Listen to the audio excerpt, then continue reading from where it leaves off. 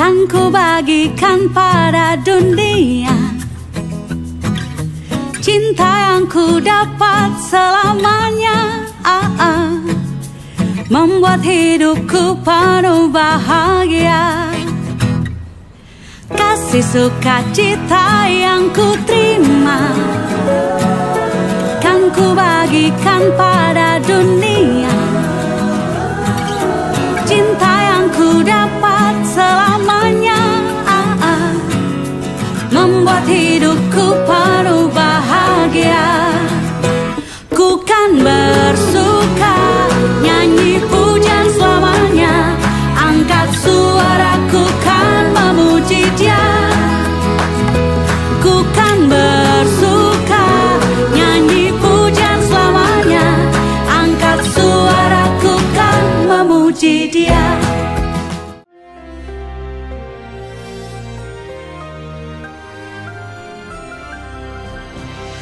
Shalom warga kerajaan. Salah satu buku yang mengubah hidup saya adalah sebuah buku kecil, ya, booklet. Judulnya menarik sekali. Bite your tongue. Gigitlah lidahmu. Kita harus tahu bagaimana cara kita menjawab, dan terutama jangan ketika kita marah, tensi kita naik. Kolose 4 ayat 6 mengatakan, hendaklah kata-katamu senantiasa penuh kasih karunia, ya. Always with grace, bukan cuma kasih karunia. Kasih karunia itu memberikan jawab yang baik kepada orang yang mungkin menghina kita. Jangan hambar. Selalu season with salt. Sehingga kamu tahu bagaimana kamu harus memberi jawab pada setiap orang. Berarti di luar lingkaran kita juga kan. Nah, ada sebuah golden rule di dalam Lukas pasal yang ke-6 ayat 36 sampai dengan 38.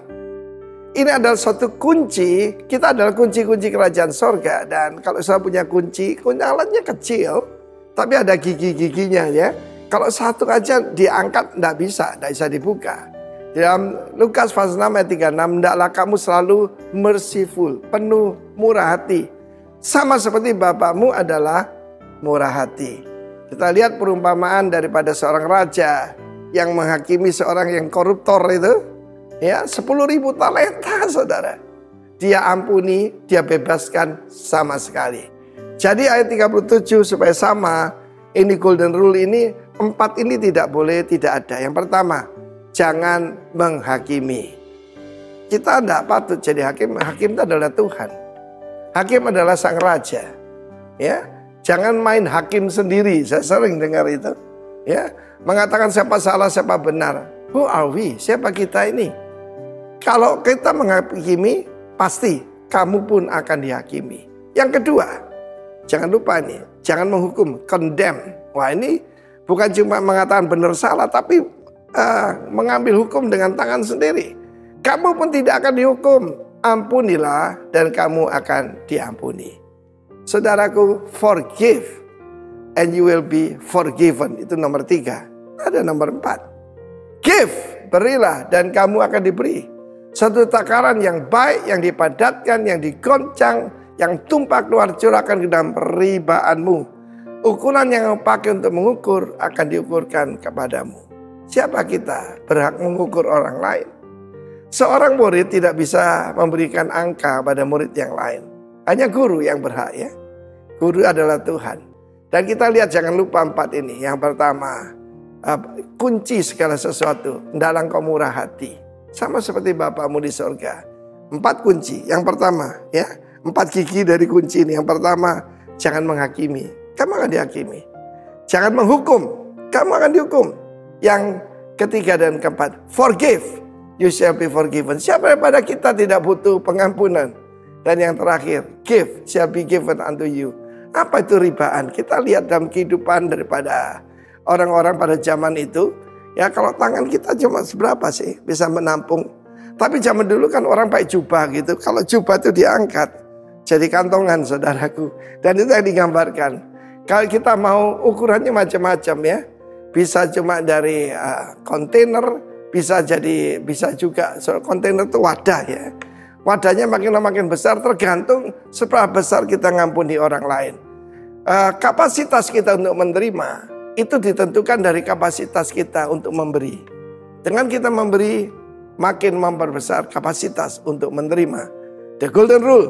Hiduplah dalam golden rule. Jangan menghukum, jangan menghakimi, jangan menghukum.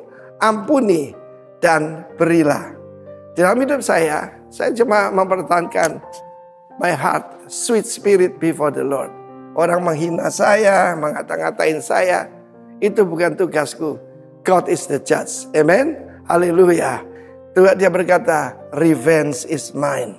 Pembalasan itu urusannya Tuhan. God bless you warga kerajaan. Hidup dalam golden rule. Amin.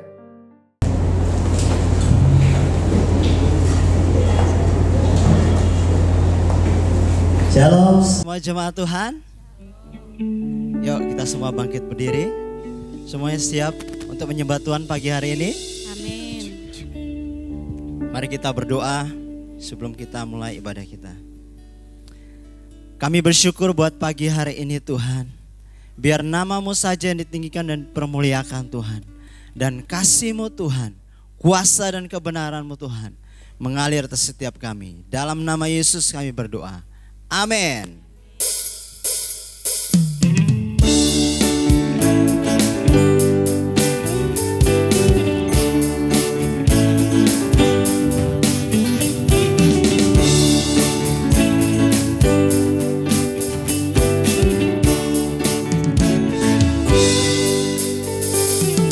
Kasih Allah tak berkesudahan, selalu baru setiap pagi. Rahmat-Nya pun tak pernah berakhir seumur hidup. Kasih Allah tak berkesudahan, selalu baru setiap pagi. Rahmat-Nya pun tak pernah berakhir seumur hidupku. Dengan sukacitaku yang menari, dengan sorak-sorai memuji, ku naikkan pujian, haleluya, nyanyi bagi Dia Sang Raja, nyanyi bagi Dia Sang Raja. Kasih Allah tak berkesudahan, selalu baru setiap pagi. Rahmat-Nya pun tak pernah berakhir seumur hidup. Kasih Allah tak berkesudahan, selalu baru setiap pagi. Rahmat-Nya pun tak pernah berakhir seumur hidupku. Yes. Dengan sukacitaku yang menari, dengan sorak-sorai memuji, ku naikkan pujian, haleluya, nyanyi bagi Dia Sang Raja, nyanyi bagi Dia Sang Raja. Dengan sukacitaku yang menari, dengan sorak-sorai memuji, ku naikkan pujian, haleluya, nyanyi bagi Dia Sang Raja, nyanyi bagi Dia Sang Raja. Oh, dengan sukacitaku yang menari, dengan sorak-sorai memuji, ku naikkan pujian, haleluya,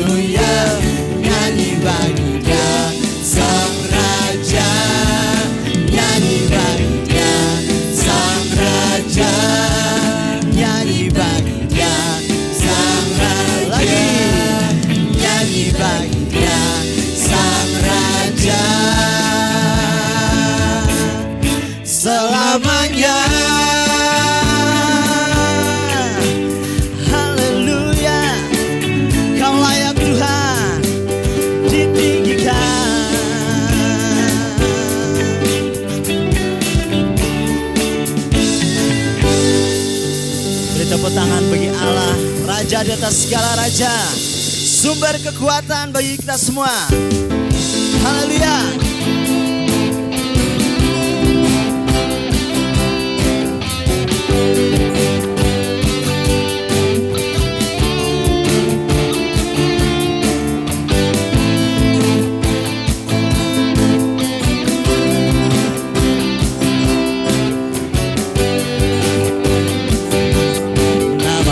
Kudus, kudus dan agung, Engkaulah Raja berkuasa dan benar. Kami bersuka mengangkat suara bagimu Raja teragung selamanya.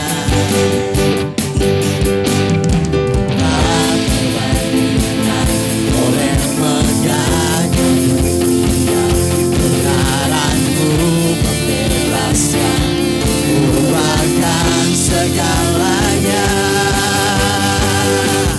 hanya Kau yang terbesar, Kau terbesar, kekal selamanya. Hanya Kau yang terdahsyat, Kau terdahsyat, Yesus selamanya.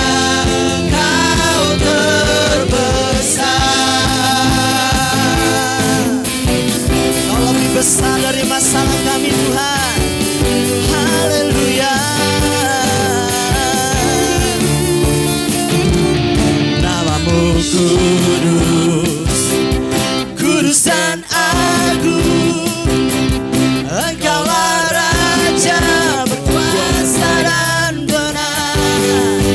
Oh, kami bersuka mengangkat suara bagimu Raja teragung selamanya.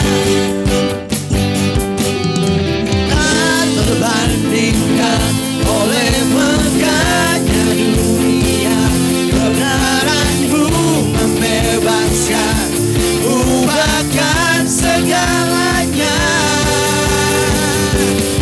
Hanya Kau yang terbesar, kekal selamanya. Hanya Kau yang terdahsyat, Kau terdahsyat, Yesus selamanya. Hanya Kau yang terbesar, Kau terbesar, kekal selamanya. Hanya Kau yang terdahsyat, Kau terdahsyat, Yesus selamanya. Kau terbesar.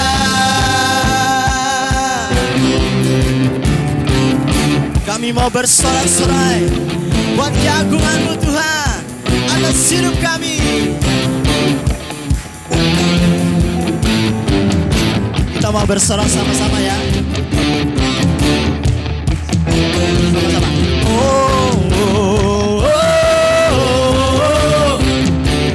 oh, oh, oh, oh.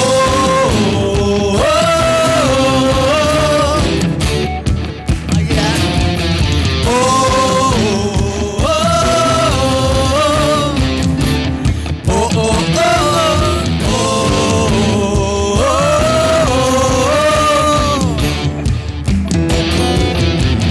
Terbandingkan oleh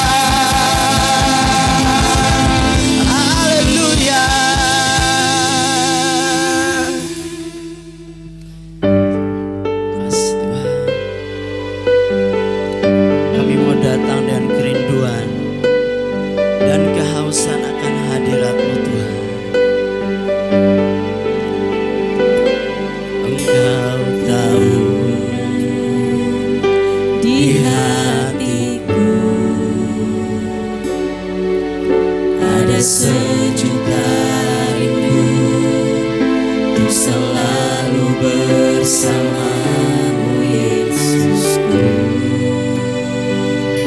Izinkanku menyenangkan hatimu lewat nyanyian hatimu.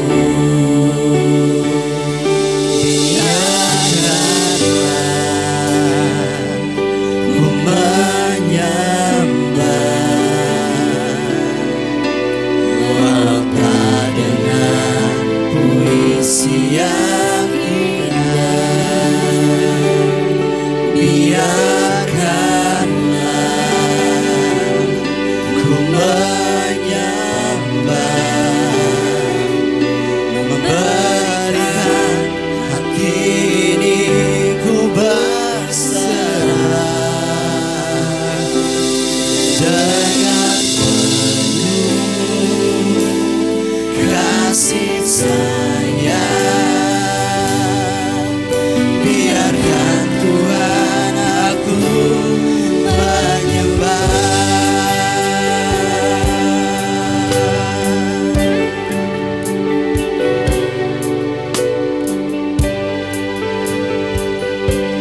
Di hati kami Bapa,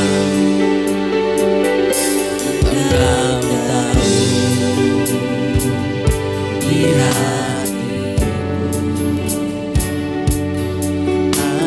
sejuta rindu untuk selalu bersamamu Yesus. Oh Tuhan, izinkanku menyenangkan hatimu lewat nyanyian hatimu.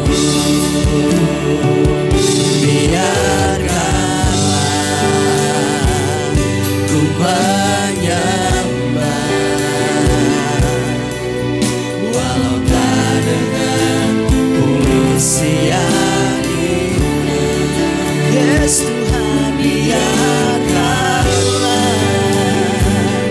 ku menyembah, memberikan hati ini ku berserah dengan penuh kasih sayang. Biarkan Tuhan aku, biarkanlah ku menyembah, walau tak dengan puisi yang oh, ini hati kami Tuhan, ku menyembah, memberikan hati ini ku berserah dengan penuh kasih sayang akan Engkau Tuhan. Biarkan Tuhan aku menyembah, ku menyembah, walau tak dengan puisi yang indah. Oh, biarkanlah Tuhan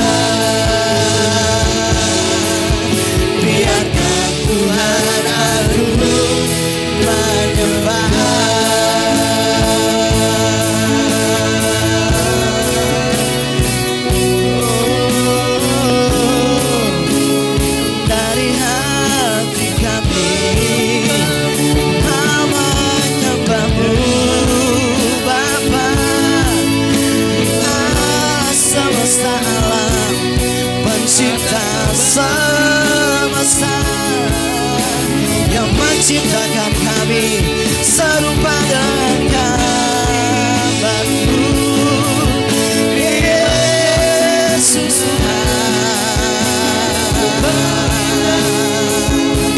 Sebab hanya Kau saja yang kami inginkan, yang kami rindukan.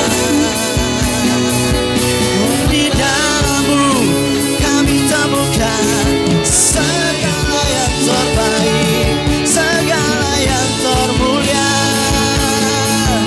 Haleluya. Oh Jesus, sebab hanya dalam hadirat-Mu ada kekuatan, ada pengharapan, ada kepastian untuk selama-lamanya. Haleluya.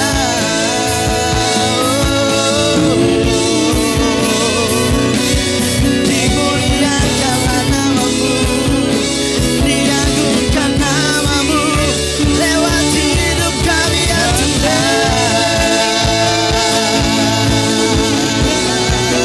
Haleluya, haleluya, haleluya. Terpujilah Engkau Tuhan, ajaib perbuatan-Mu Tuhan, dahsyat perbuatan-Mu, ajaib rencana-Mu atas hidup kami ya Tuhan. Jiwa kami bersorak-sorai, mulut kami mempermuliakan Engkau, sebab Engkau layak Tuhan, Engkau ajaib. Haleluya. Allah yang membebaskan, Allah yang melepaskan, terpujilah nama-Mu Tuhan. Haleluya.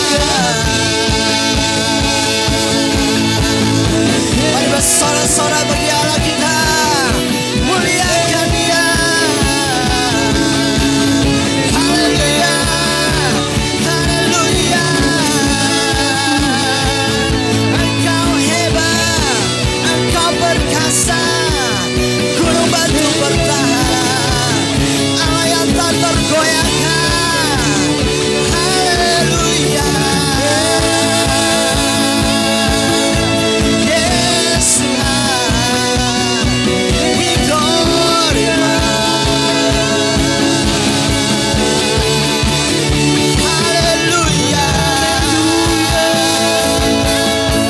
Yes Tuhan.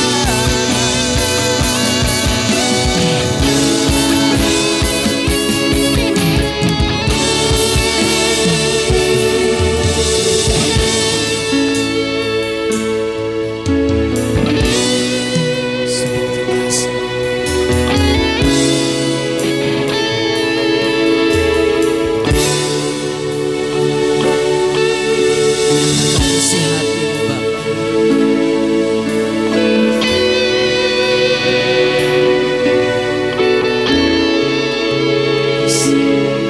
Biar rohnya mengalir dalam hati. Jesus.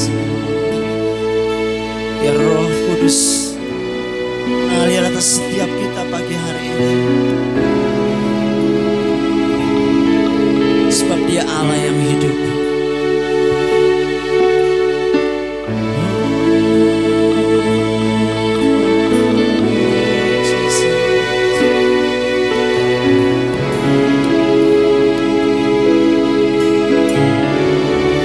We need You, Lord. We need You, Holy Spirit.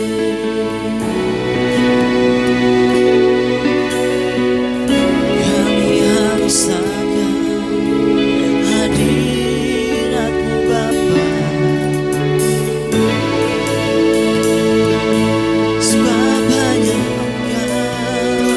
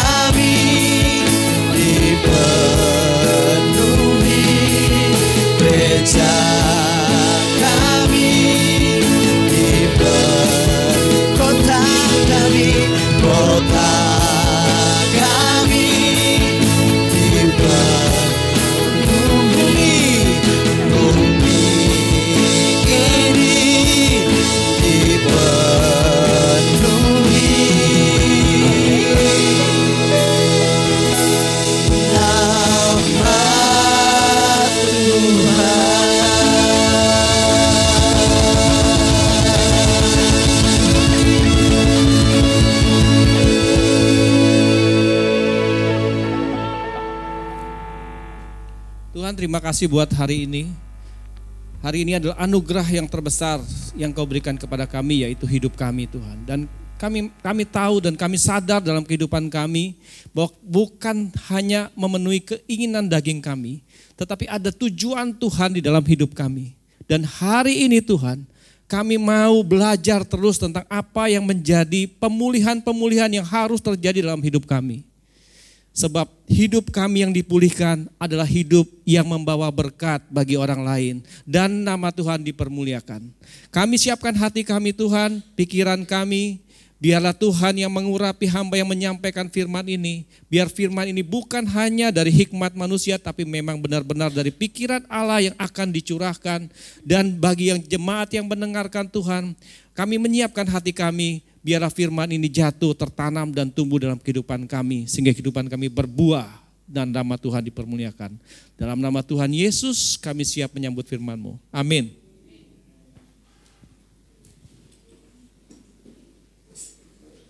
Shalom. Apa rungan? Masih pagi kurang semangat apa rungan? Ini minggu kedua tahun 2025.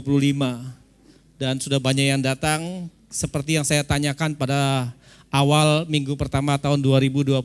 Bagaimana keadaan Bapak Ibu Saudara yang mengalami berkat tahun 2024, angkat tangannya. Masih banyak yang belum angkat tangannya. Apakah karena malu atau karena belum dapat berkat, tapi jangan takut. 2025 tidak akan lebih baik dari 2024. Cuma tidak perlu khawatir sebab kita punya Tuhan yang jauh lebih hebat. Semakin besar persoalan, semakin besar apa yang diperkirakan dunia, semakin besar kasih karunia yang Tuhan berikan kepada kita. Kasih tepuk tangan buat Tuhan kita. Ya kita masuki, kita kasih aplaus dulu buat semua yang sudah melayani kita di ibadah ini. Kita memasuki tahun 2025 dengan berbagai macam persiapan. Di bulan Januari ini tema kita adalah, tema besar kita dulu adalah mempersiapkan jalan. Di bulan Januari kita berbicara tentang memperbaiki atau pemulihan hubungan. Yang diambil dari Markus 11 ayat 25. Kenapa kita perlu memulihkan hubungan untuk mempersiapkan jalan bagi Tuhan? Karena secara manusia kita tidak mungkin bisa melakukan pemulihan kalau mengandalkan daging kita. Sebab kedagingan ini selalu berbicara tentang apa yang kamu berikan dan apa yang saya dapatkan. Apa yang saya berikan dan apa yang saya dapatkan. Itu akan selalu berbicara. Kalau kedagingan kita selalu berbicara dengan demikian. Tetapi Tuhan itu berbicara berbeda. Tuhan tidak pernah berbicara tentang apa yang kamu berikan. Tetapi Tuhan selalu berbicara tentang apa yang aku berikan kepadamu. Tuhan itu adalah kasih, seperti yang saya sampaikan di Natal kemarin. Tuhan itu adalah kasih. Dan kasih membutuhkan objek yang namanya manusia. Dan Tuhan sudah menyerahkan, Allah ini sudah menyerahkan bumi ini kepada manusia. Dan tanggung jawab bumi ini itu diserahkan pada kita semua. Allah untuk melakukan apa saja di bumi ini, itu dia perlu berkoordinasi dengan manusia. Sebab bumi ini sudah diserahkan kepada manusia. Sehingga hubungan Allah dengan manusia yang sudah dirusak oleh karena dosa di masa hidup Adam dan Hawa, itu yang harus dipulihkan dalam kehidupan kita. Kalau kita lihat ketika Adam diciptakan dan ditempatkan di Taman Eden, itu semua yang Adam butuhkan sudah disediakan oleh Tuhan. Dikatakan bahwa semua buah dalam taman ini boleh kamu makan. Berarti kalau ngomong semua buah, pohonnya sudah ada belum? Sudah ada belum? Sudah ada dong. Berbeda ketika manusia kemudian jatuh dalam dosa dan dikeluarkan dari Taman Eden, kemudian yang terjadi adalah dengan susah payah kamu akan mencari makan seumur hidupmu. Semak belukar akan menjadi bagianmu dan sebagainya. Dan sehingga kita perlu memperbaiki hubungan kita dengan Tuhan. Sebab Alkitab mencatat ketika Adam berdosa, seluruh keturunan Adam ikut berdosa. Satu orang berdosa, maka seluruh keturunan berdosa. Sehingga begitu juga dengan kasih Tuhan, satu orang datang untuk berkorban bagi manusia.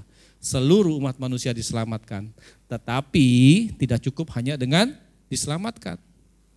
Kalau kita tidak percaya, kita diselamatkan enggak? diselamatkan awalnya dan kemudian belum tentu.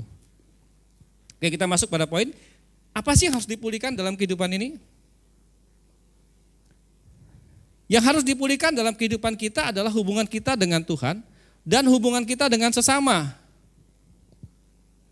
Jadi kedua ini bukan pilihan. Saya mau hubungan saya dengan Allah saja yang baik. Hubungan dengan manusia kan tidak perlu, yang penting dengan Allah. Tidak bisa Bapak Ibu Saudara. Hubungan dengan Allah harus disesuaikan dengan hubungan dengan manusia juga. Karena ini tidak bisa, sekali lagi ini bukan pilihan, sehingga keduanya itu harus sejalan. Pemulihan hubungan berakar dari doktrin penciptaan dan penebusan. Ketika Allah menciptakan manusia dalam Kejadian 1 ayat 27, kita diciptakan menurut gambar dan rupa Allah yang disebut dengan imago Dei. Ini berarti kita dirancang untuk mencerminkan karakter Allah, termasuk kapasitas dalam hidup kita untuk mengampuni dan memulihkan itu sudah ada dalam kehidupan kita. Tapi dosa merusak gambar ini. Sehingga terjadilah perpecahan. Bukan hanya kepada manusia dengan Allah saja, tetapi manusia dengan manusia. Waktu dosa masuk, Adam itu yang selama ini melihat Hawa selalu berpakaian pesta, kemudian melihat sosok yang lain. Benar? Benar enggak? Enggak. Enggak dong. Wah, asisten satu udah datang ya. Selamat datang Pak. Makanya bersuara. Adam itu seharusnya Hawa itu telanjang. Tetapi Adam tidak melihat ketelanjangan Hawa. Artinya apa? Selalu kemuliaan itu berbicara tentang kita melihat orang itu dalam keadaan baik. Yang jeleknya kita tidak lihat, itu Tuhan.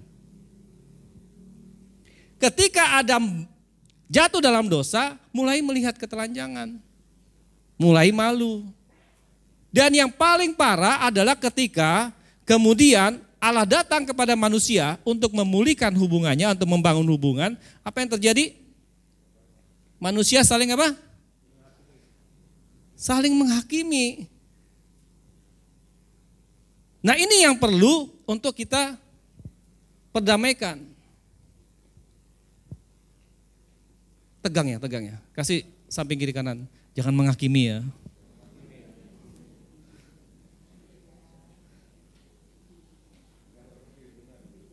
Yes. Wah ini ditampilkan semua ini.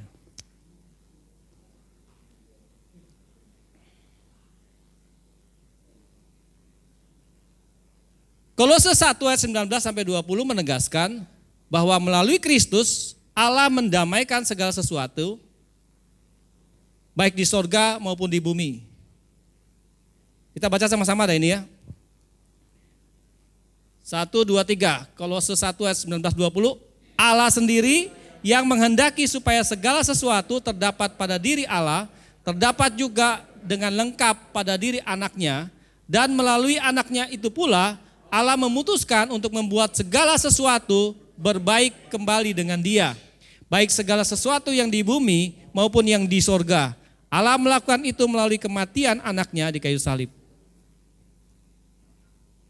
Allah mengutus Yesus anaknya yang tunggal itu, yang sekarang kita sebagai raja di atas segala raja kita, itu untuk memutuskan atau membuat segala sesuatu berbaik kembali dengan Allah. Apa yang sudah dibuat, dosa dan segalanya itu berbaik kembali dengan Allah. Nah tapi pertanyaannya, apakah kita sudah berbaik kembali dengan Allah? Ya nanti kita akan ukur ya, kita ukur sama-sama tentang ini semua. Tapi ada satu statement yang harus kita sama-sama telaah, yaitu ketika kita menolak pemulihan hubungan, kita sebenarnya sedang menentang tujuan penyelamatan Allah. Kalau kita tidak mau memulihkan hubungan kita dengan Allah, kita tidak mau pulihkan hubungan kita dengan manusia, kita sedang menolak apa yang Allah sudah anugerahkan kepada kita. Tidak perlu Tuhan, kamu tidak perlu datang dah. Ini kan mengenai hidupku. Ini jangan sampai terjadi dalam kehidupan kita. Nah, kemudian bagaimana bentuk pemulihannya? Markus 11 ayat 25 sampai 26 Dan jika kamu berdiri untuk berdoa, ampunilah dahulu sekiranya ada barang sesuatu dalam hatimu terhadap seseorang, supaya juga Bapamu yang di sorga mengampuni kesalahan-kesalahanmu. Saya ambil poin pertama adalah doa. Yang kita harus pulihkan dalam kehidupan kita adalah doa kita. Bagaimana bentuk pemulihan hubungan dengan Tuhan melalui doa? Bentuk pemulihannya kita ambil dari ayat tema kita, yaitu Markus 11 ayat 25 tadi yang kita sudah baca. Dan jika kamu berdiri untuk berdoa, kita fokus dulu kepada apa yang menjadi poin kenapa ayat ini ditulis.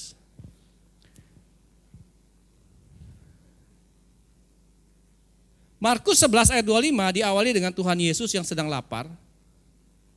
Dia sedang dalam keadaan lapar, kemudian dia sedang meninggalkan Betania dalam keadaan lapar. Kemudian Tuhan Yesus melihat ada satu pohon ara yang berdaun lebat, dan kemudian Tuhan Yesus datang ke situ karena laparnya. Dia datang ke situ dengan satu harapan bahwa dia menemukan buah ara dari pohon itu. Kemudian ketika Yesus datang dan mendekati pohon itu, apa yang didapat oleh Tuhan Yesus?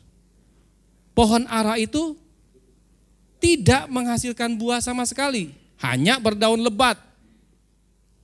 Alkitab mencatat bahwa di situ dikatakan Alkitab mencatat bahwa memang pada saat itu belum musim berbuah. Tapi kalau kita bilang musim berbuah itu artinya apa? Seluruh pohon harusnya berbuah. Tetapi pasti ada satu pohon yang berbuah di awal musim. Ya kan? Itu mau musim buah berarti apa? Rata-rata semua pohon sudah berbuah. Tetapi ada dong buah yang di awal musim? Pasti ada. Nah, Tuhan Yesus kemudian datang ke situ, ke pohon ara itu, dan ternyata ketika dia melihat-lihat tidak ada apapun di dalam, tidak ada buah di dalam pohon ara itu. Kemudian Tuhan Yesus berkata kepada pohon ara itu, mulai sekarang engkau tidak akan pernah berbuah lagi. Ini bahasa saya ya. Bahwa mulai sekarang manusia tidak akan pernah memakan buahmu lagi. Kemudian keesokan harinya Yesus dan murid-muridnya lewat. Dan si Petrus kemudian dia kaget. Tuhan, pohon yang kemarin kau kutuki ini sudah kering sampai ke akar-akarnya. Kemudian Yesus menjelaskan, percaya saja. Yesus berkata percaya saja. Yesus kemudian menceritakan tentang iman memindahkan gunung dan sebagainya. Yang kemudian di ayat 11:25 itu dikatakan, Markus 11 ayat 24, Yesus berkata, apa saja yang kamu minta dan doakan, percayalah bahwa kamu telah menerimanya, maka itu akan diberikan kepadamu. Jadi kalau kita lihat bahwa kemudian Tuhan berkata kepada pohon ara, mulai saat ini buahmu, manusia tidak akan pernah makan buahmu lagi, dan kemudian dia mati, berarti apa? Termasuk, Yesus sedang menceritakan, ini termasuk salah satu doa. Makanya pesan saya buat Bapak Ibu Saudara, buat kita orang percaya, hati-hati dengan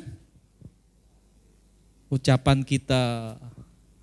Hati-hati. Apa saya kurus? Enggak, saya juga sering cerita dengan Pak Tony. Saya sering cerita dengan Pak Tony. Pak Tony suka bilang, jangan berkata itu ya. Katakan, haleluya. Haleluya. Saya kadang iya aku.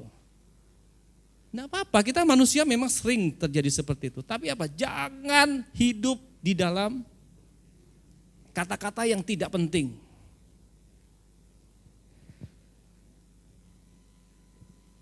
Dan perkataan orang percaya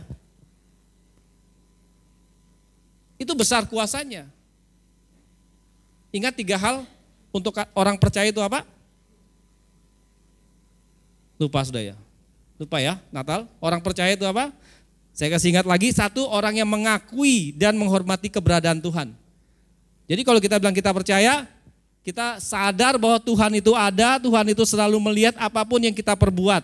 Dia tidak pernah tutup mata dalam kehidupan kita. Sekalipun orang tidak melihat, Tuhan melihat kita. Sehingga apa? Tidak ada kesempatan untuk kita berbuat dosa. Yang kedua, kita mengandalkan Tuhan, tidak mengandalkan yang lain. Yang ketiga, taat pada perintah Tuhan. Itu baru orang percaya. Di luar daripada ini, mengaku percaya. Tapi saya tidak mau bilang siapa ya, saya tidak berani menghakimi. Tapi itu belajarlah untuk kita nilai diri kita sendiri. Saya termasuk orang percaya atau saya termasuk orang yang mengaku percaya. Nah sekarang saya buat satu pertanyaan lagi, mengapa doa kita itu tidak jawab Tuhan? Atau kita belum menerima apa yang kita doakan, selama ini semuanya itu berjalan dengan biasa-biasa saja. Ada dua penyebab doa kita tidak dijawab atau kita tidak menerima apa yang kita doakan. Yang kedua adalah kita menyimpan dendam atau tidak mengampuni. Yang kedua kita salah berdoa. Kita ambil poin yang pertama, menyimpan dendam atau tidak mengampuni. Dalam Matius 11 ayat 25 dan 26. Jika kita tidak mengampuni, maka Bapa di sorga dikatakan tidak juga mengampuni kesalahan kita. Kalau kita tidak mengampuni terus kita berdoa, kira-kira Tuhan mendengar jawaban kita enggak? Tuhan mendengar doa kita enggak? Mendengar enggak? Mungkin dia mendengar tapi dia merasa apa? Belum tentu harus dikabulkan. Saya membayangkan seperti gini, ada seorang istri kemudian datang ke suaminya karena lagi ribut dengan suaminya. Kemudian karena kewajiban dia harus memberikan makan kepada suaminya, dia datang, dia berikan semuanya, tetapi dalam keadaan jengkel. Kemudian makanannya taruh, set. Kira-kira yang menerimanya gimana? Hah?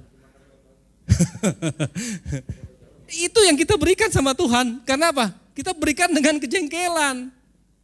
Jangan sampai terjadi ya. Jangan sampai terjadi. Itu jangan tepuk tangannya, tepuk sebelahnya. Jangan, itu bukan saya, itu bukan.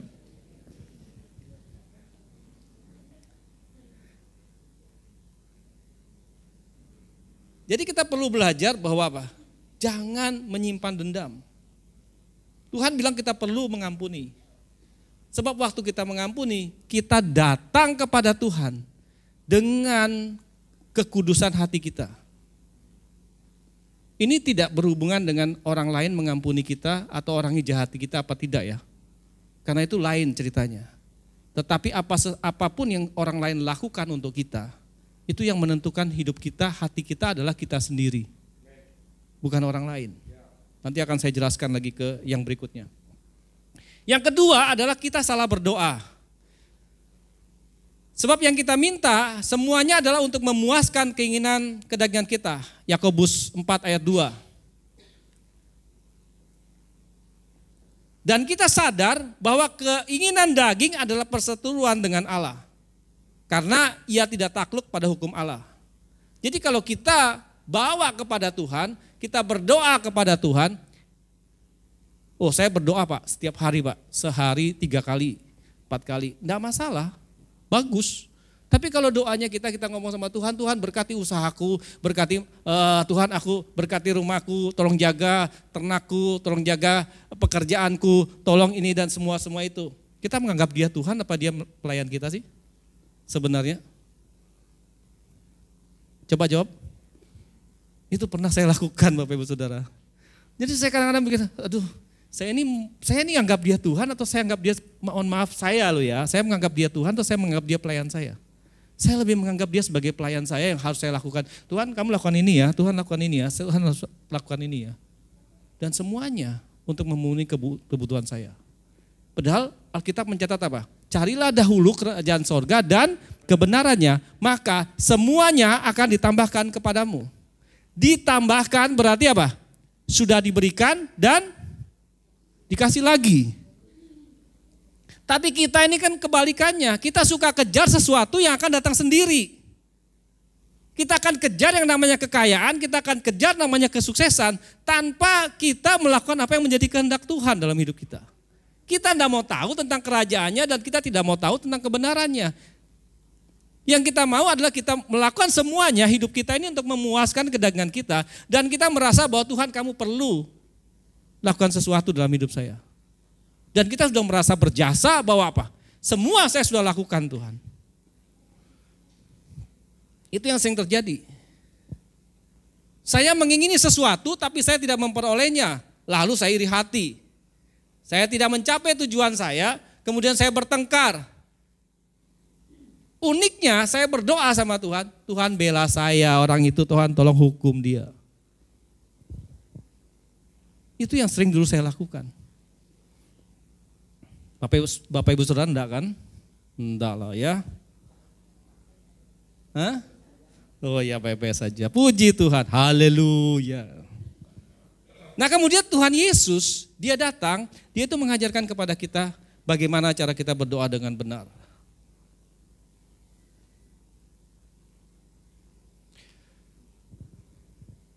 Karena itu berdoalah demikian, Bapa kami yang di sorga, dikuduskan namamu dan datanglah kerajaanmu, jadilah kehendakmu di bumi seperti di sorga. Matius 6 ayat 9 ini sedang berkata bahwa ketika kita datang kepada Tuhan dan kita mengakui bahwa Bapa kami yang di sorga,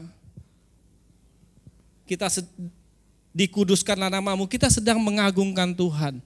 Kita sedang menyatakan bahwa Tuhan Engkau adalah Bapa dan aku adalah anakmu. Kita membenarkan identitas kita benar, Tuhan aku ini anakmu dan aku layak berhadapan dengan Engkau.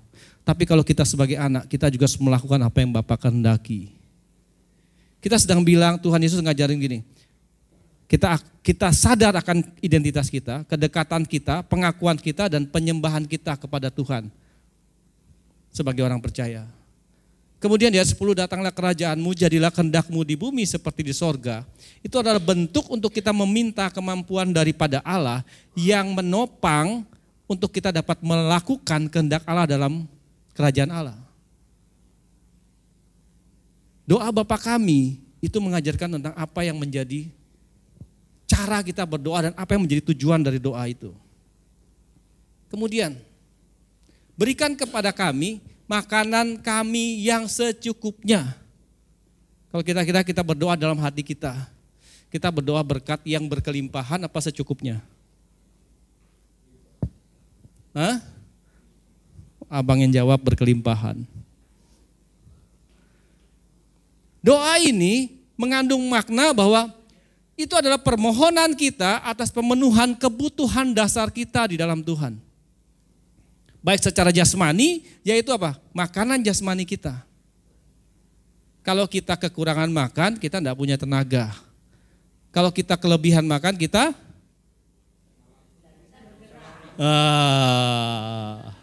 malas bergerak. Jadi secukupnya supaya apa? Kita bergeraknya lebih leluasa. Maupun secara rohani. Secara rohani itu apa? Ya kita minta, Tuhan, ada kehendak-Mu yang akan aku lakukan hari ini. Ada tujuan Tuhan untuk hari ini. Nggak usah ngomong besok, lusa dan sebagainya. Hari ini yang aku harus penuhi, yang aku harus lakukan hari ini. Yang kita minta adalah apa? Tuntunan Roh Kudus. Kita minta pimpinan Roh Kudus. Kita minta ada orang yang nanti kasih saya pengajaran sehingga isi otak saya semakin penuh dengan firman. Dan kita juga bisa dan kita minta kepada Tuhan itu secukupnya apa? Kita minta rekan-rekan sepelayanan yang mendukung apa yang kita lakukan. Sehingga apa? Kembali lagi bukan tentang memenuhi kebutuhan keinginan daging kita, tetapi kehendak Tuhan di dalam hidup kita. Saya tidak bilang kehendak Tuhan dalam hidup kita itu harus jadi gembala, harus jadi pelayan, harus jadi dan sebagainya. Memang itu salah satunya. Tetapi apa? Kalau kita ada di bisnis, kita lakukan dengan benar. Kita lakukan dengan jujur, kita lakukan dengan integritas. Kalau kita sebagai pegawai, ya kita berusaha untuk menjadi pegawai yang punya integritas, yang bekerja memuliakan Tuhan dalam kehidupan kita. Semua bidang kehidupan kita. Kemudian kita lanjutkan. Ampunilah kami akan kesalahan kami seperti kami juga mengampuni orang yang bersalah kepada kami. Dan janganlah membawa kami ke dalam pencobaan, tetapi lepaskanlah kami daripada yang jahat. Banyak orang Kristen itu memahami soal pengampunan. Tetapi untuk melakukan pengampunan mudah apa sulit? Sangat sulit. Sehingga kita karena begitu sulit sehingga kita perlu minta tuntunan daripada Roh Kudus. Kenapa? Karena kita secara manusia bisa saja mengampuni orang, tetapi biasanya masih ada embel-embelnya. Tetapi Roh Kudus itu bisa membuat kita mengampuni orang seperti Tuhan mengampuni. Tuhan ketika dia mengampuni seseorang itu, dia melupakan semua kesalahan dan dosa. Dia tidak mengingat lagi semuanya, dan dia menyatakan bahwa saat ini kamu menjadi manusia yang baru. Itu yang Roh Kudus lakukan. Dan kalau kita minta pimpinan Roh Kudus, bisa enggak? Bisa kita lakukan? Bisa. Dan Roh Kudus akan memimpin terus, tuntun terus hidup kita.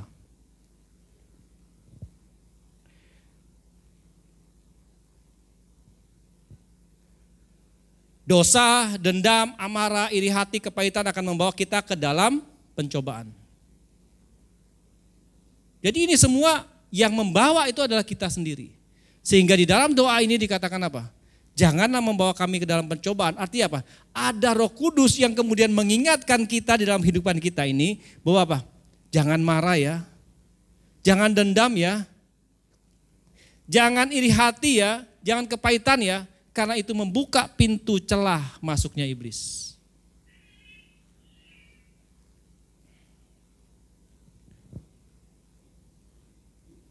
Nah, akhirnya apa? Kita akan menjadi jahat. Saya lanjutkan lagi. Ini mengenai doa. Yang kedua, mengenai pengampunan. Jika kamu berdiri untuk berdoa, ampuni dahulu. Pemulihan kita dalam Tuhan adalah mengampuni sesama kita.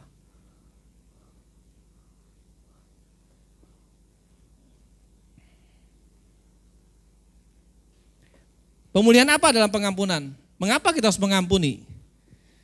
Segala kepahitan, kegeraman, kemarahan, pertikaian, dan fitnah hendaknya dibuang dari antara kamu. Demikian pula segala kejahatan. Tetapi hendaklah kamu ramah terhadap yang lain, penuh kasih mesra dan saling mengampuni. Sebagaimana Allah di dalam Kristus telah mengampuni kamu. Dasar kita mengampuni harusnya adalah seperti Allah mengampuni kita. Makanya Bapak Ibu Saudara, jangan pernah takut dengan yang namanya kesalahan. Sebab kesalahan, apapun yang terjadi dalam kehidupan kita, sekalipun itu suatu kesalahan yang sangat besar, itu bukan akhir dari segalanya. Semakin besar apa yang kita pernah lakukan, ketika kita datang bersujud kepada Tuhan, Tuhan ampuni. Alkitab mencatat semakin besar kejahatan kita, semakin besar kasih karunia Tuhan kepada kita.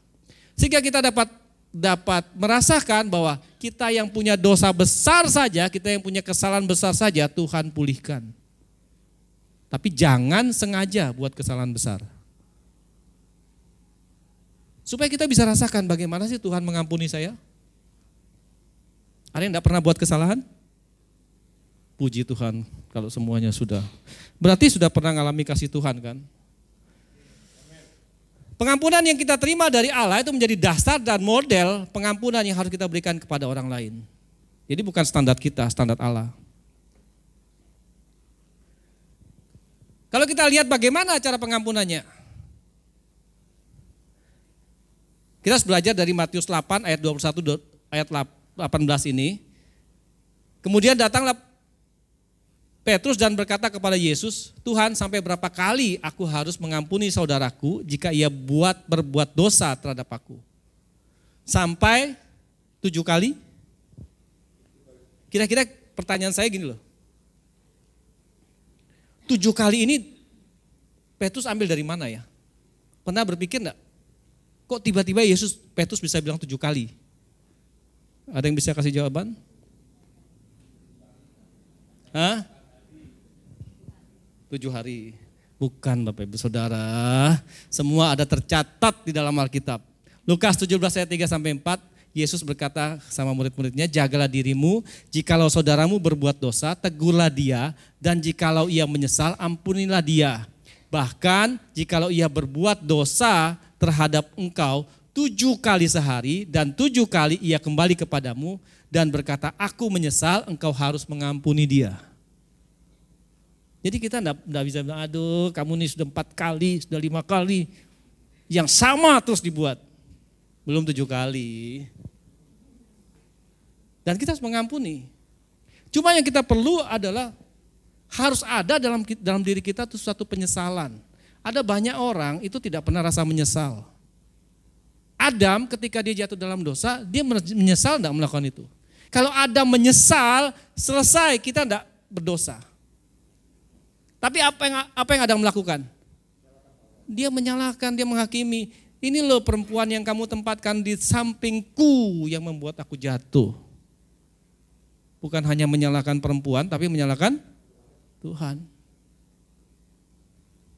Kita perlu menyesal. Karena kalau Adam pada saat itu menyesal, saya percaya Tuhan akan mengampuni. Tapi kadang-kadang kita tidak pernah rasa menyesal. Apalagi bukan hanya menyesal, kita merasa apa? Kita benar. Apa yang saya katakan itu, apa yang saya tuduhkan, apa yang saya hakimi, itu benar. Kalau benar, kenapa permusuhan terus terjadi?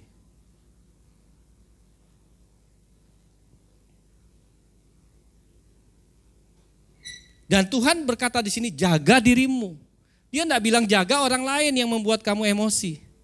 Dia bilang apa? Jaga dirimu. Karena yang membuat kamu emosi itu siapa? Yang membuat kamu dendam itu siapa? Yang membuat kamu iri hati siapa? Kita sendiri.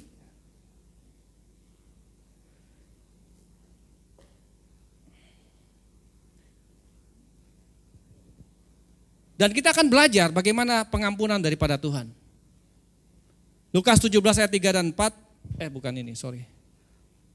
Matius 18 ayat 23 dan 27, saya cepat aja karena kalau kita baca ini jadi panjang.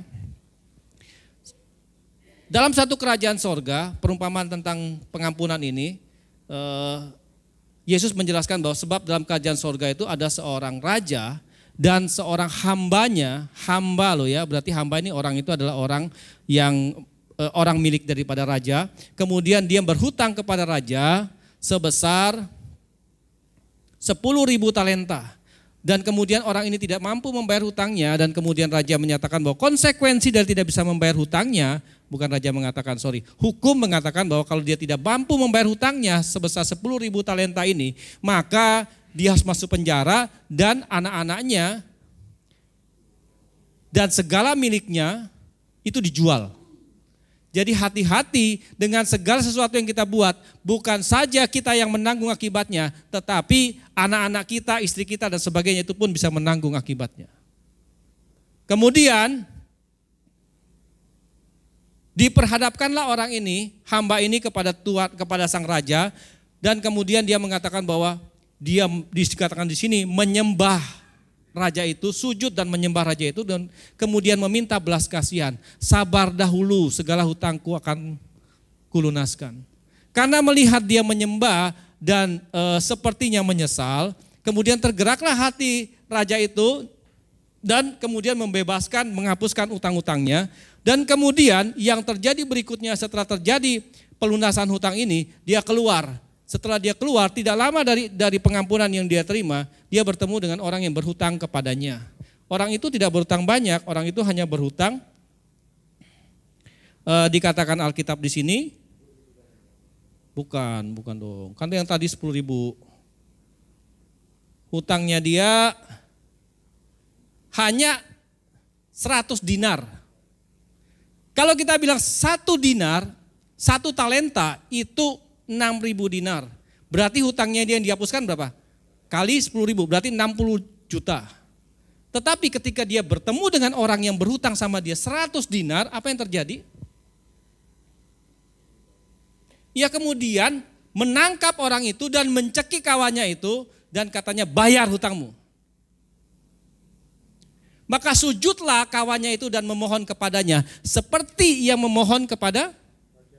Tapi orang yang dipenuhi dengan dendam, orang yang dipenuhi dengan sakit hati, itu akan melupakan semua yang Tuhan pernah buat dalam hidupnya. Ini hati-hati. Orang ini melakukan hal yang sama seperti yang ia lakukan. Dan kata-katanya pun sama, sabar dulu, hutangku akan kulunaskan. Orang yang sakit hati, iri hati, benci, dendam, itu dibutahkan. Tetapi ia menolak dan menyerahkan kawannya itu ke dalam penjara sampai dilunaskan hutangnya.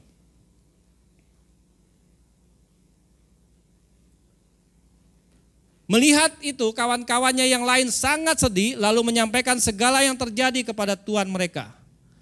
Kemudian raja ini memanggil kembali hamba itu yang sudah dikasih karunia.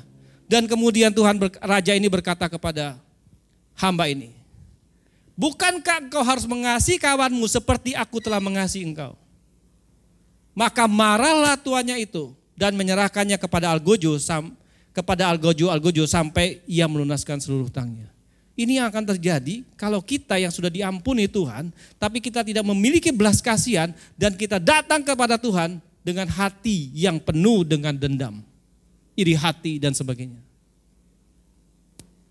Mungkin Tuhan sudah kasih karunia sama kita. Tapi ketika Tuhan melihat, aku sudah kasih kamu lebih daripada yang orang ini lakukan. Tetapi hanya kenapa? Karena orangnya satu ini saja melakukan hal yang kecil, kamu tidak bisa memaafkan dia. Itu diperhitungkan Tuhan, Bapak Ibu Saudara. Dikatakan di sini, maka Bapakku yang di sorga akan berbuat demikian juga terhadap kamu. Apabila kamu masing-masing tidak mengampuni saudara-saudaramu dengan segenap hatimu. Tidak dengan setengah hati.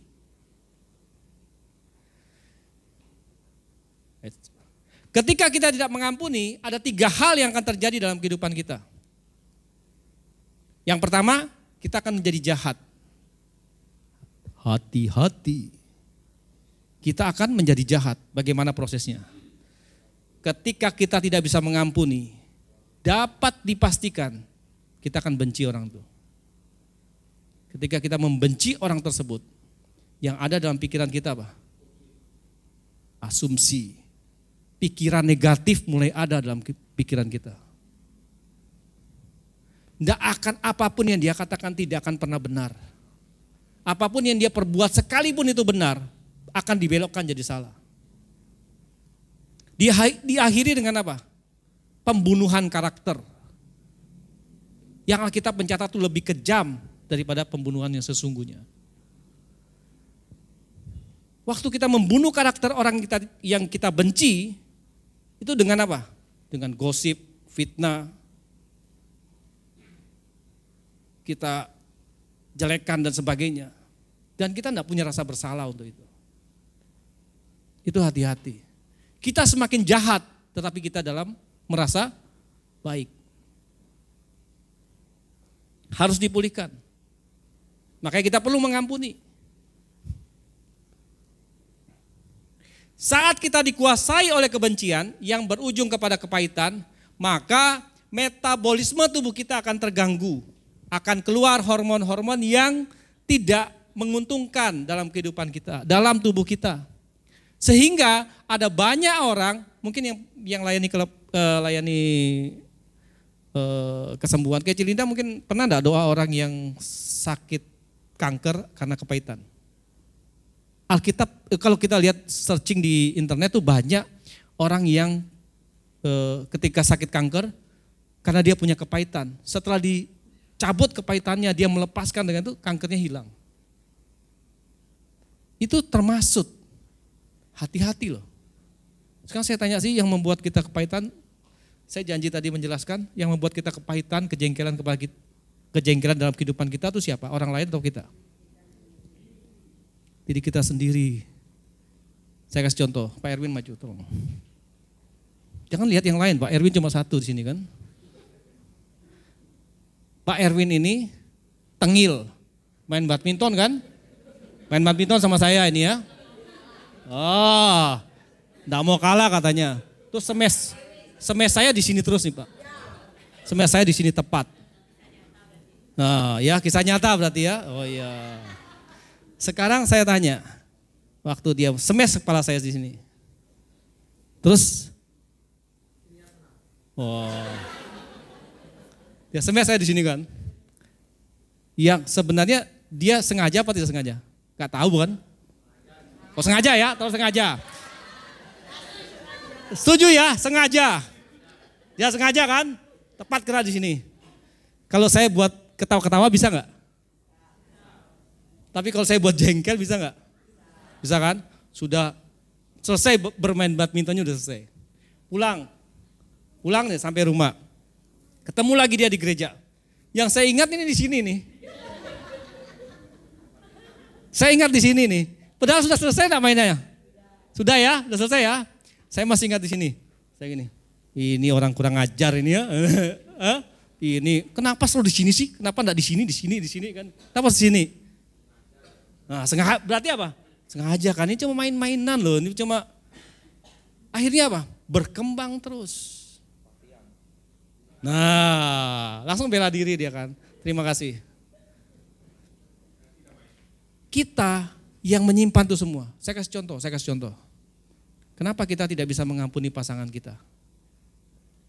Kenapa kita tidak bisa mengampuni pasangan kita? Sebenarnya bukan karena pasangan kita menjengkelkan. Pasangan kita akan tetap menjengkelkan kalau kita juga menjengkelkan. Pasangan kita akan berubah jadi yang lebih baik kalau kita tidak menjadi orang yang menjengkelkan. Keputusan untuk menjadi menjengkelkan itu adalah saya. Karena saya apa? Saya membalas apa yang dilakukan orang lain. Saya berusaha membalas tidak berubah dianya. Tambah jengkel lah ini. Saya belajar untuk bisa mengampuni. Saya menerima. Oh ya sudah. Dia seperti ini, tidak apa-apa. Tuhan, saya cuma minta Tuhan kasih kekuatan saya untuk bisa menerima ini semua. Jadi pulih hubungan saya dengan istri, pulih juga hubungan saya dengan Tuhan. Jadi jangan dibuat berlarut-larut. Tapi Tuhan, kalau semakin berlarut kita begini, tapi Tuhan dia buat saya dia menjengkelkan saya Tuhan. Setiap hari Tuhan saya sudah mengampuni dia 10 kali Tuhan. Hilang gak jengkelnya tuh dalam hati sini? Hilang gak? Tapi ini udah berdoa sama Tuhan loh ini. Saya sudah doa puasa Tuhan 41 hari. Kalau Tuhan 40, saya 41 hari. Untuk dia berubah Tuhan. Manjur apa enggak? Siapa yang doa puasa di sini? Manjur enggak kalau doanya begitu? Saya percaya waktu sekarang kita doa puasa, Tuhan berikan aku kekuatan supaya apa? Aku mematahkan kedaginganku. Sehingga aku bisa menerima semua yang daripada roh turun kepadaku. Sekalipun dia tidak berubah, tetapi aku yang berubah untuk menerima dia. Nanti respon dia berubah atau tidak berubah bukan menjadi bagianku. Seperti Tuhan lihat kita. Ini penting Bapak Ibu Saudara. Supaya kita berubah. Orang lain tidak berubah, urusannya dia. Dia buat tetap tambah menjengkelkan. Percayalah Bapak Ibu Saudara, ketika orang-orang yang menjengkelkan tidak dihilangkan dari kehidupan Bapak Ibu Saudara, berarti Tuhan sedang berurusan dengan kita untuk kita menjadi orang yang lebih sabar. Orang yang semakin mengenal bahwa Tuhan, kasih Tuhan itu ada dalam kita. Jangan pernah minta orang-orang ini untuk dipergikan dari Tuhan. Dari hidup kita maksudnya. Sebab bagi Tuhan begitu gampang untuk mencabut dia. Tapi Tuhan tempatkan dia tetap ada. Cuma saran saya, kalau saat itu adalah kita yang membuat orang menjengkelkan, bertobat. Jangan bangga dengan kondisi itu. Ya, bahaya.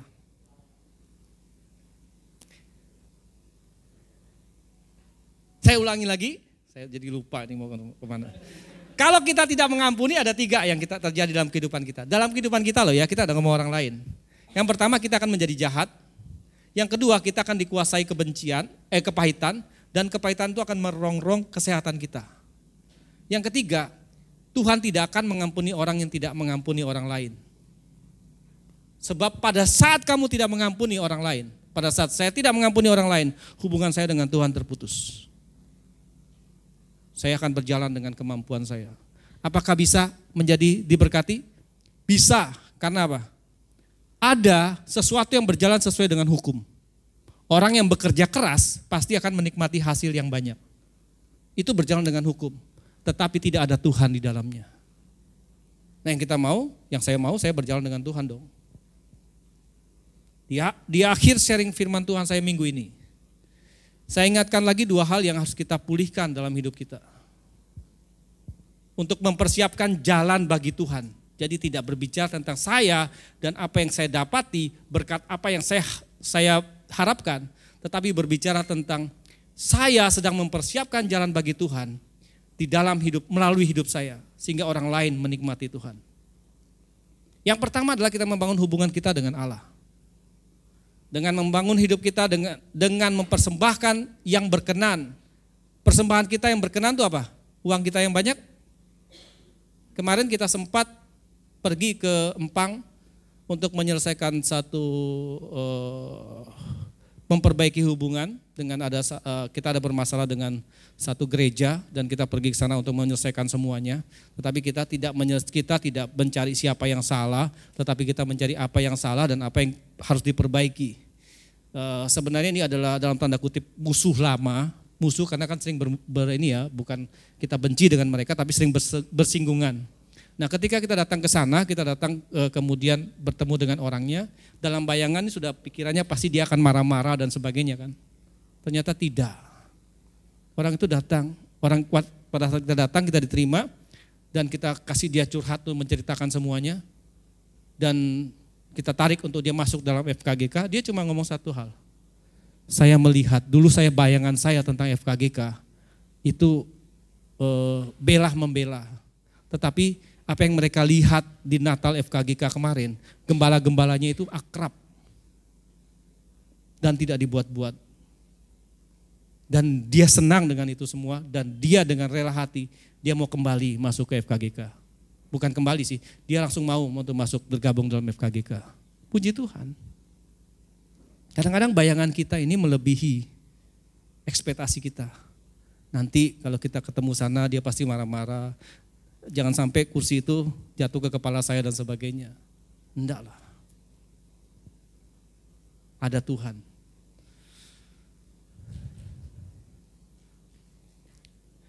Membangun hubungan kita dengan Allah adalah membawa hidup kita sebagai persembahan. Persembahan yang berkenan kepada Allah adalah persembahan yang tidak di dalam hatinya, tidak menyimpan kedengkian, tidak menyimpan kejengkelan, tidak menyimpan iri hati, tidak menyimpan hal-hal buruk tentang orang lain, apalagi pasangan kita. Dan kita datang kepada Tuhan dengan hati hidup yang kudus. Kita berdoa dengan benar, yang tidak lagi berpikir tentang apa yang Tuhan buat dalam hidup kita. Apalagi apa yang kita buat yang Tuhan harus berkati. Tetapi berpikir tentang apa yang menjadi tujuan Tuhan hari ini untuk saya dapat lakukan. Yang kedua adalah membangun hubungan kita dengan sesama. Dengan mengampuni sesama kita, seperti Tuhan mengampuni kita. Dengan demikian kita sedang mempersiapkan jalan bagi Tuhan melalui hidup kita. Dan orang lain diberkati dan melihat kehidupan Tuhan melalui kehidupan kita. Mari kita tundukkan kepala.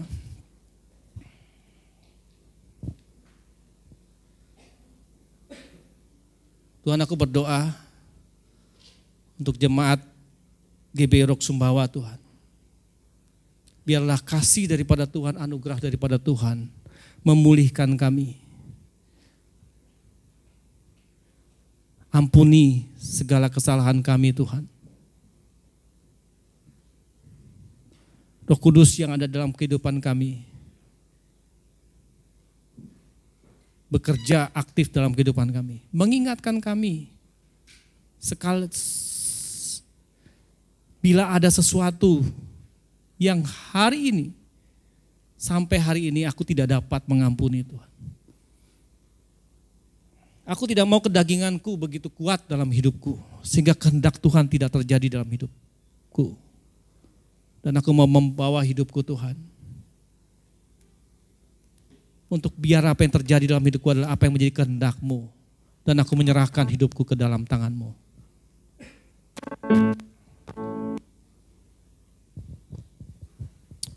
Bapak, terima kasih Tuhan untuk setiap firman-Mu Tuhan. Kami tahu bahwa firman ini menjadi sebuah patokan buat kami Tuhan. Kami bawa dan kami berdoa untuk Pak Tuti dan keluarganya Tuhan untuk membawa dampak bagi kerajaan-Mu Tuhan.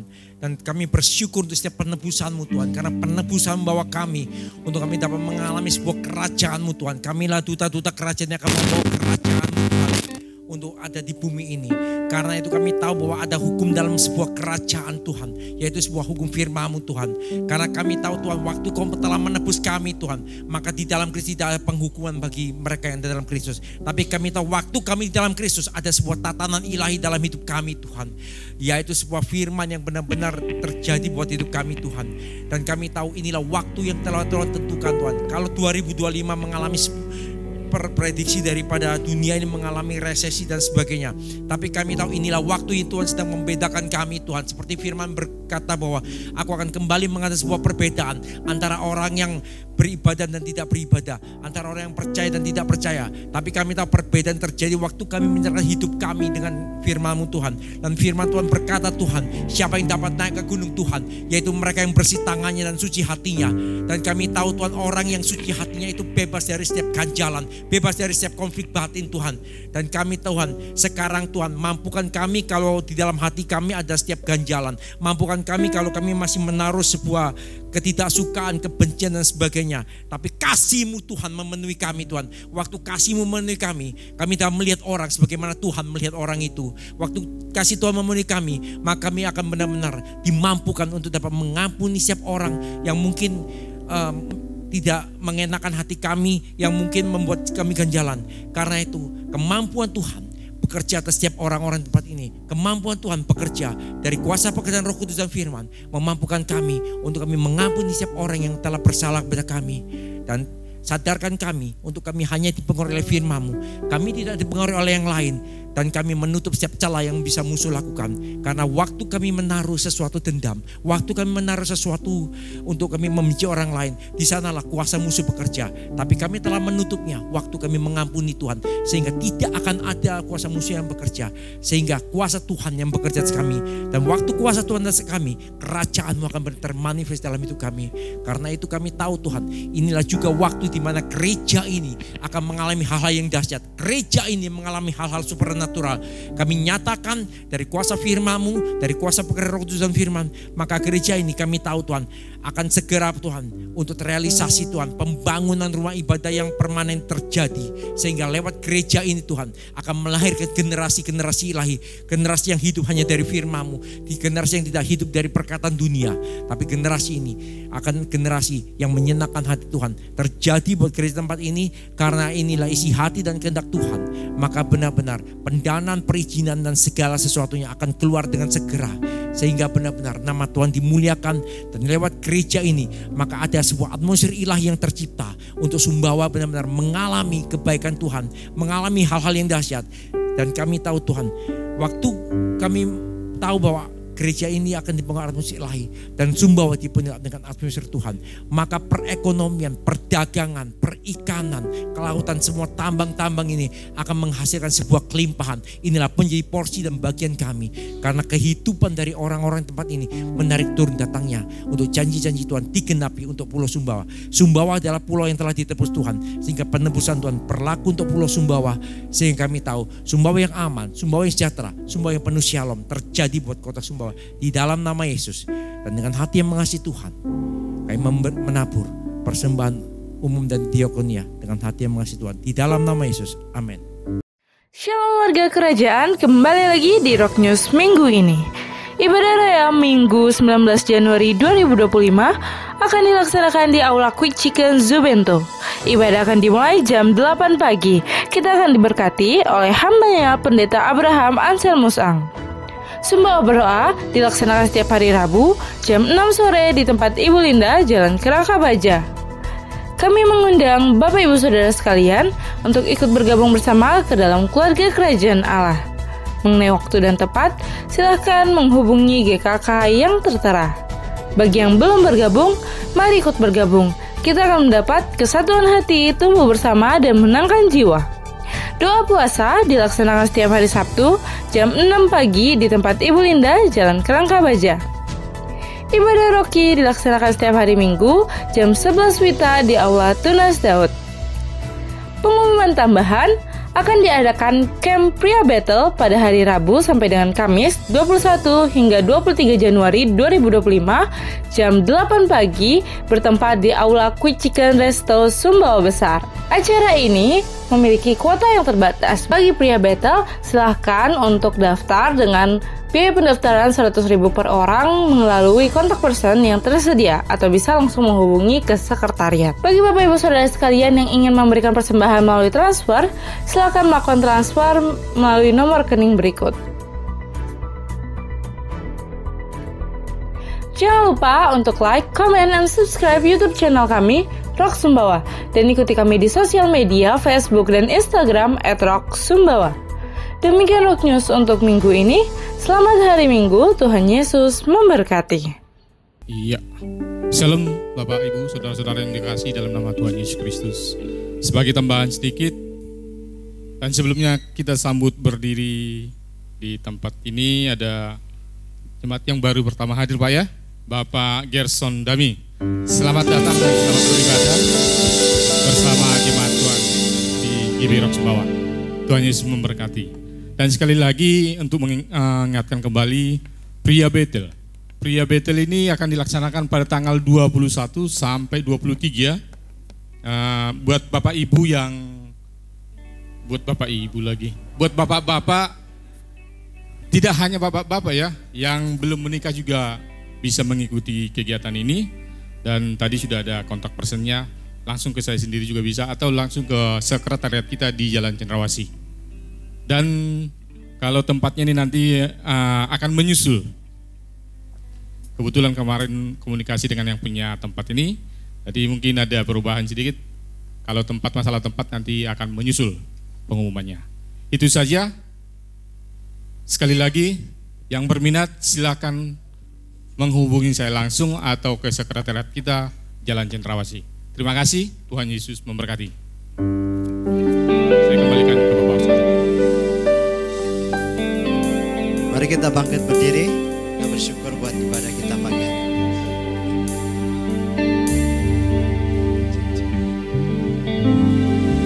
Bagi nama Tuhan kemuliaan, kejayaan,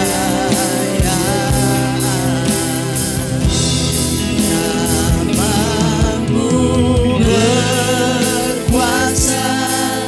diam dalam hadiratmu.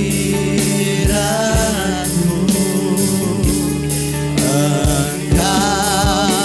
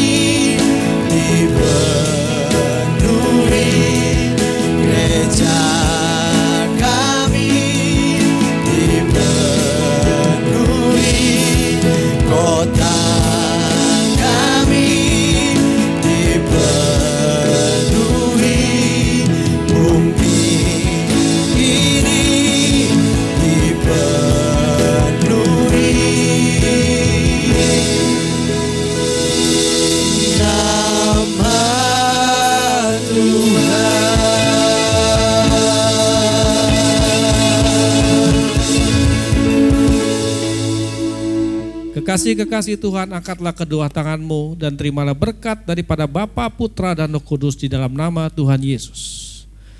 Tuhan sudah memberikan mandat kepada kita untuk membuka jalan bagi Tuhan. Dan itu adalah suatu kehormatan bagi manusia, bagi kita semua. Dan ketika Tuhan memberikan kesempatan itu, Tuhan juga memberikan kemampuan kepada kita, yaitu Roh Kudus yang hidup di dalam kita. Dan Tuhan memberikan kerelaannya kepada kita untuk kita masuk menjadi orang yang membuka jalan bagi nama Tuhan dipermuliakan. Sehingga hidup kita menjadi berkat di rumah,